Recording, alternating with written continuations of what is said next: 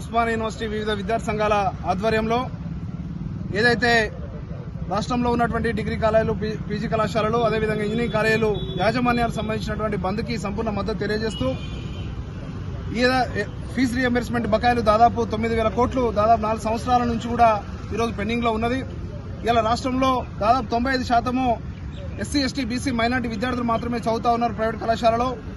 కాబట్టి రాష్ట్ర ప్రభుత్వం, గత ప్రభుత్వంలో ఉన్నటువంటి 2 సంవత్సరాల బకాయిలు కావచ్చు, అదేవిధంగా కాంగ్రెస్ గవర్నమెంట్ వచ్చిన తర్వాత 2 సంవత్సరాల బకాయిలు కావచ్చు, అవన్నీ కూడా పేద విద్యార్థులకు సంబంధించింది.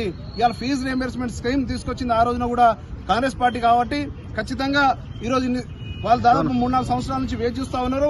యాజమాన్యాలు ఏదైతే చెప్తా ఉన్నాయో ఖచ్చితంగా 8,200 కోట్లకు సంబంధించినటువంటి ఫీజు రీఎంబర్స్మెంట్ బకాయిలను వెంటనే విడుదల చేయాలని, అదేవిధంగా వాళ్ళు కూడా విడుదల వారిగా కోరుతా ఉన్నారు.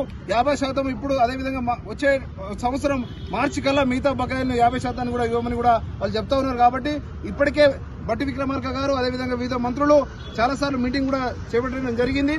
కానీ ఇది ఈ పెండింగ్ లో ఉంటే మాత్రం చాలా మంది పేద విద్యార్థులకు అన్యాయం చేసినటువంటి వారైతారు. కాబట్టి రాష్ట్ర ప్రభుత్వము, కాంగ్రెస్ పార్టీ, ముఖ్యమంత్రి గారు, అదేవిధంగా మంత్రివర్గం అందరూ కూడా మేము ఈ ఉస్మానియా యూనివర్సిటీ విద్యార్థి నాయకులుగా కోరుతా ఉన్నాం. ఖచ్చితంగా మీరు పెద్ద మనసు చేసుకుని ఇవాళ మన బిడ్డల కోసము ఏదైతే ఫీజు రీఎంబర్స్మెంట్ బకాయిలు ఉన్నాయో వెంటనే విడుదల చేయాలని, రాబోయే రోజుల్లో ఖచ్చితంగా ఈ యొక్క విషయాన్ని మంత్రుల దృష్టికి, అదేవిధంగా డిప్యూటీ సీఎం దృష్టికి, అదేవిధంగా ముఖ్యమంత్రి గారి దృష్టికి మేమందరం కూడా వెళ్లి విన్నవించుకుంటామని ఖచ్చితంగా పెద్ద మనసు చేసుకుని రాష్ట్ర పెద్దలు వెంటనే ఈ యొక్క బకాయిలను విడుదల చేయాలని కోరుతా ఉన్నాం.